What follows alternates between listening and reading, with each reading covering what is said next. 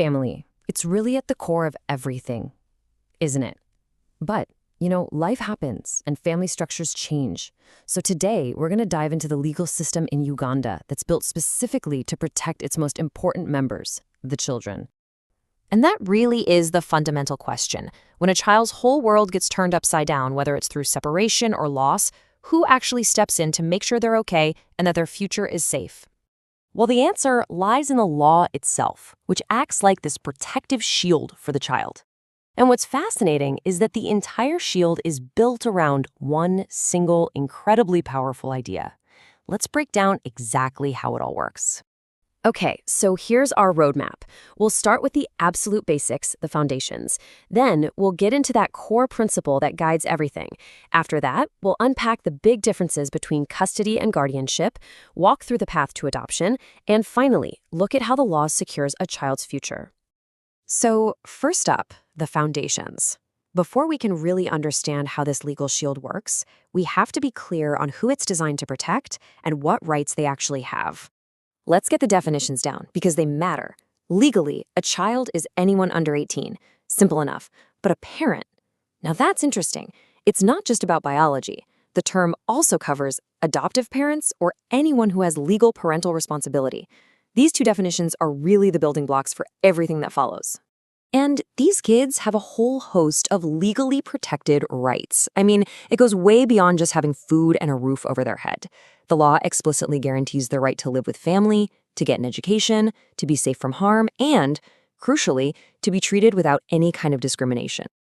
Okay, now we are getting to the absolute heart of the matter. This is the single most important idea in all of Ugandan family law. This is the core of that protective shield we've been talking about. This classic legal quote just says it all, doesn't it? Welfare isn't just about who has more money or a bigger house. It's a much, much bigger idea. It's about a child's emotional well-being, their moral compass, their relationships. It's about protecting the whole child. And this isn't just some vague concept. The law actually gives the courts a checklist. A judge has to think about what the child themselves wants, what their specific needs are, physically, emotionally, educationally, and how any big changes might mess with their world.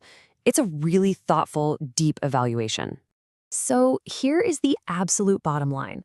The child's welfare isn't just one item on a list. It is the paramount consideration. It's the #1 factor.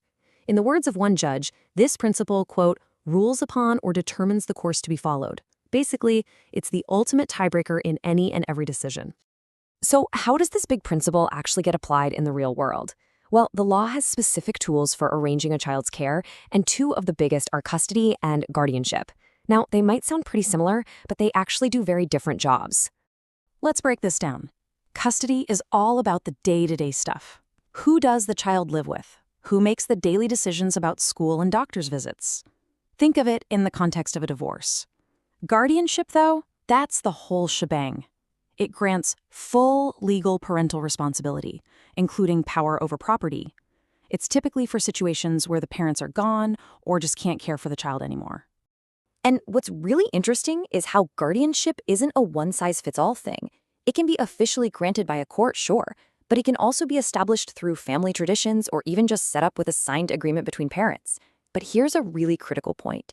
In 2016, the law changed to restrict legal guardianship applications to Ugandan citizens only. It was a big move to prioritize local care for kids. Next up, we're looking at the most permanent form of care there is, adoption. See, unlike custody or guardianship, an adoption order completely illegally severs the relationship with the birth parents and creates a brand new, permanent parent-child bond. Now, the road to adoption is not a short one. It's a very deliberate, multi-step journey, and every step is designed to protect the child.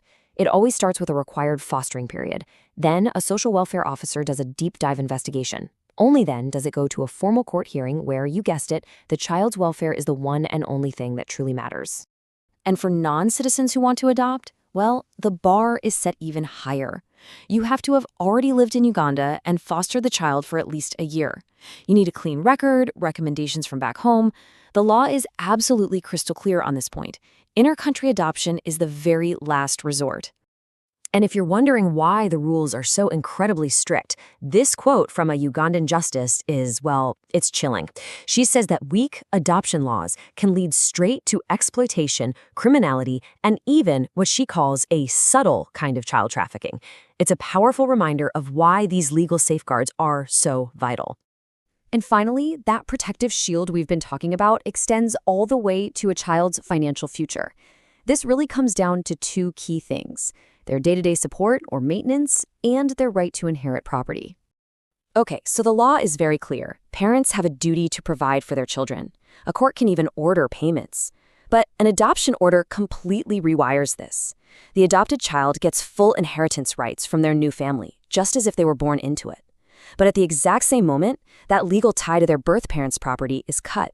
So when you step back and look at the whole picture, you see that Ugandan law has built this really complete system of protection. It covers everything from daily care to creating new families to securing a financial legacy, and every single part of it, every decision, is guided by that one constant North Star, the best interests of the child. The law provides a powerful shield, there's no doubt about it.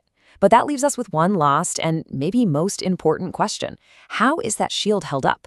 Because it's not just about judges and lawyers. It takes families, communities, and really all of us to make sure these words on paper become real-world protection for every single child.